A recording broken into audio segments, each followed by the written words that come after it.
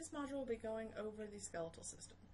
So our skeletal system is made up of the bones, the cartilage, tendons, and ligaments.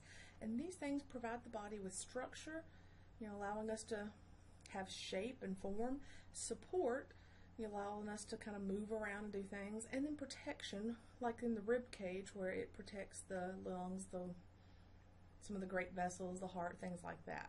It also serves as a reservoir of calcium and bone marrow.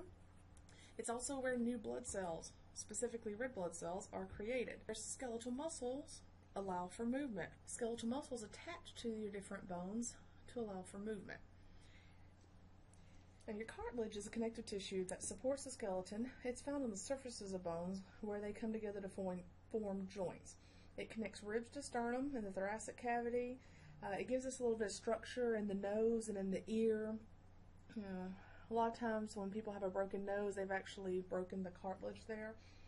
And so this cartilage is stiff, but it is a lot more flexible than bone, so it does move around. It does allow for some movement.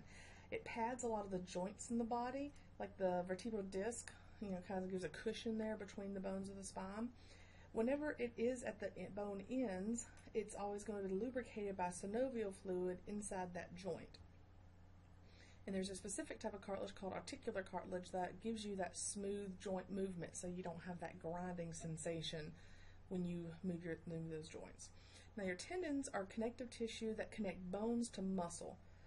And the only way I could ever remember the difference between tendons and ligaments, I thought Achilles tendon, which is to your calf muscle to your heel.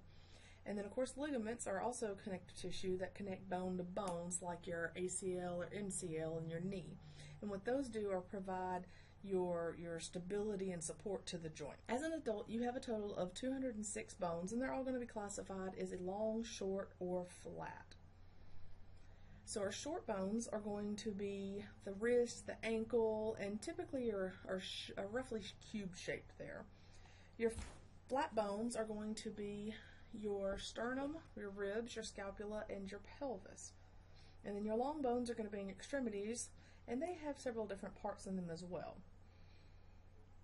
Now at birth, all of your bone marrow within your bones is red and capable of making new blood cells. As you age, the marrow in the long bones turns into a yellow or inactive version of bone marrow, which does not produce red blood cells. But we still need red blood cells. So the flat bones, like the sternum, pelvis, things like that, they actually retain the ability to make your red blood cells with that red bone marrow. The long bone has a couple of identifiable features, and these are important because we need to know exactly, especially in, like, say, the humerus or the tibia, the different portions of it where we might insert an IO. So you're going to look at your diaphysis. This is the shaft. Okay, so that's that entire shaft. Kind of comes right here down to here. And then your epiphysis is going to be at the ends. Okay, that end little piece there. The metaphysis is the middle part that connects the two. Other parts that you may see here would be like the periosteum, peri meaning around and ost being with the bone. So the periosteum is the outer lining or outer layer of the bone. The bones themselves consist of collagen and calcium and phosphate. These layers of bone tissue are arranged around the blood vessel. The bone cells themselves are called osteoblasts, and they're scattered throughout the bone tissue, and they secrete this chemical that eventually surrounds them, and once they're surrounded with them, they become osteocytes. And this kind of helps manage nutrition and metabolic byproducts within the bone. And then you also have one last type of bone cell, which is the osteoclast, which is going to destroy your excess bone. The skeleton is divided up into two major portions, and we have the axial skeleton and the appendicular skeleton. So the axial skeleton is a straight line at the core of the body. So this is going to include your skull, your spine, your ribs, and your sternum. The appendicular basically is everything else. So this is going to be your upper and lower extremities, the bones of the shoulder, and the bones in the pelvis or the pelvic girdle.